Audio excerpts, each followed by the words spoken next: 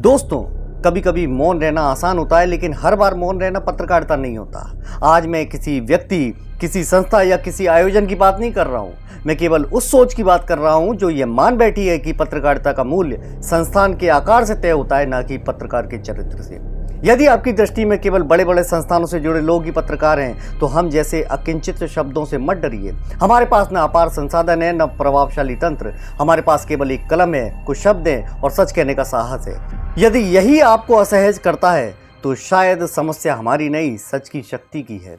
यदि आपकी दृष्टि में हम और हमारा छोटा सा संस्थान महत्वहीन है, तो हम कृपया हमसे किसी भी प्रकार की अपेक्षा मत रखिए, और जब हमारी कलम चले तब हमारे परिजनों, मित्रों या परिचितों को फोन लगाकर नैतिकता, रिश्तों की मर्यादा का पाठ पढ़ाने का प्रयास भी मत कीजिए। यदि कोई संवाद करना है, कोई आपत्ति है या कोई तथ्य रखना है, तो सीधे हमसे कीजिए, क्योंकि शब्द हमारे हैं, उत्तरदायित्व भी हमारा है।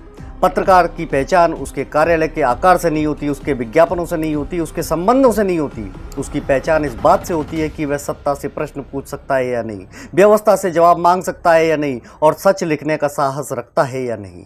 सम्मान मिलेगा तो स्वीकार करेंगे, नहीं मिलेगा तो भी कोई शिकायत नहीं होगी, लेकिन स्वाभिमान के बदले सुविधा स्वीकार करना हमारी पत्रकारिता का संस्कार कभी नहीं रहा। कल भी अनेक अवसर आए थे, आगे भी आते रहेंगे। कौन कहाँ जाता है, किस निमंत्रण को स्वीकार करता है और किस सुविधा को प्राथमिकता देता है, यह प्रत्येक व्यक्ति का अपना अपना विवेक है। लेकिन हमने अपना विवेक पहले ही चुन लिया है। हमारी प्राथमिकता केवल सच, जनहित और स्वाभिमान है।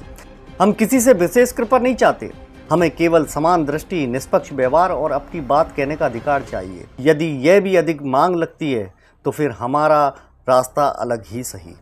याद रखिए, इतिहास ने कभी छोटे मंचों को नहीं नापा। इतिहास ने केवल यह देखा है कि कठिन समय में सच किसने कहा था।